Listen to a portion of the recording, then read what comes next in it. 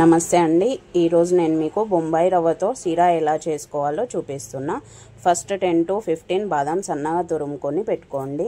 10 to 15 కాజు సన్నగా తురుము పెట్టుకోండి. 3 to 4 స్పూన్స్ చక్కెర, 8 to 10 kishmish, half cup ghee, 1 cup Bombay రవ్వ,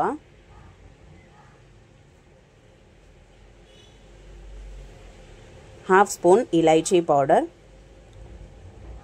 లాస్ట్లో ఒక బనానా.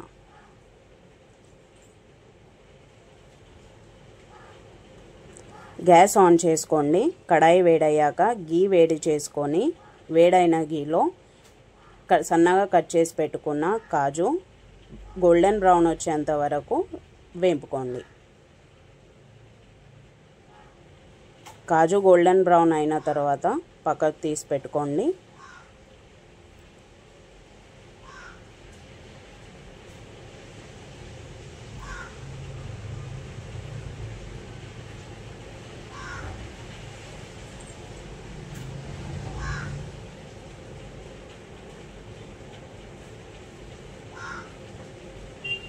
ఆ తర్వాత సన్నగా కట్ చేసి పెట్టుకున్న బాదాం కూడా మంచిగా గోల్డెన్ ఫ్రై అయ్యేంత వరకు గ్యాస్ చిన్నగా పెట్టుకొని గోల్డెన్ ఫ్రై అయ్యేంత వరకు వేంపుతూ ఉండండి.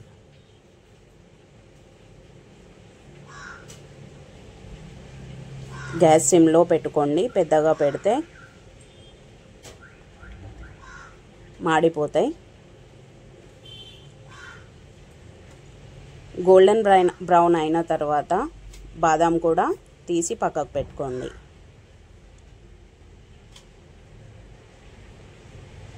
ఆ తర్వాత మిగిలిన నెయ్యిలో ఇంకొక స్పూన్ నెయ్యి యాడ్ చేసుకొని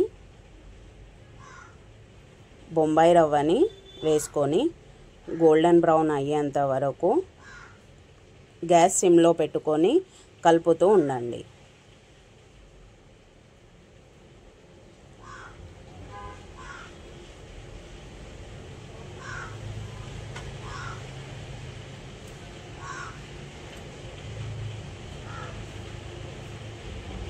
రవ్వ గోల్డెన్ బ్రౌన్ అయ్యేంత వరకు కలుపుతూ ఉండండి. అప్పటి వరకు మనం ఒక బనానా తీసి స్లైసెస్ చేసుకొని ఆ బనానా కూడా బొంబాయి రవ్వలో యాడ్ చేసుకుందాం.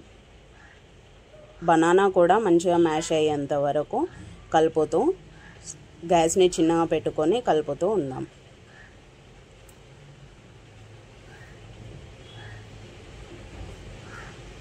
బనానా అండ్ రవ్వ రెండు మంచిగా కలిసేంత వరకు కలుపుకొని బనానా మ్యాష్ అయ్యేదాకా కలుపుతూ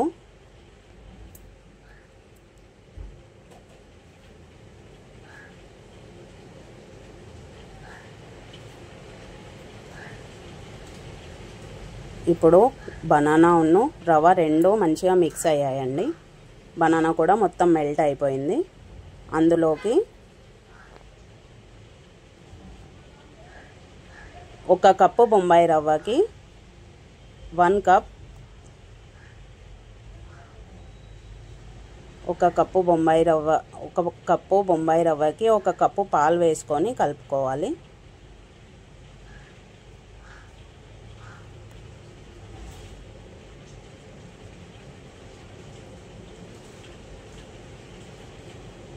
పాలు వేసుకోగానే మంచిగా కలుపుతూ ఉండాలి, లేకపోతే ఉండలు కడతాయి.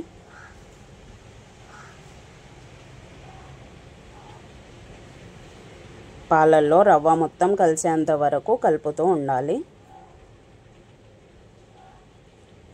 మంచిగా కలుపుకున్న తర్వాత ఒక 2 minutes అయిన తర్వాత దగ్గరకు వస్తుంది. రవ్వ పాలు మొత్తం ఉడికి దగ్గరికి అయిన తర్వాత షుగర్ వేసుకొని మంచిగా కలుపుకోవాలి.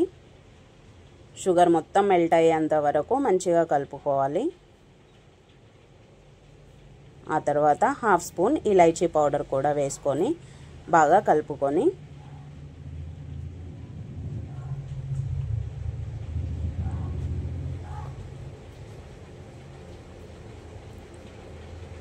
8 to 10 కిష్మిష్ వేసుకొని మనం ముందుగా ఫ్రై చేసి పెట్టుకున్న కాజు అండ్ బాదాం యాడ్ చేసుకోవాలి.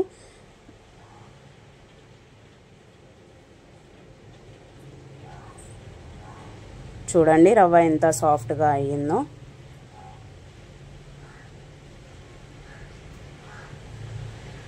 అన్నీ కలుపుకొని ఆ తర్వాత సర్వింగ్ బౌల్లోకి తీసుకోవాలి.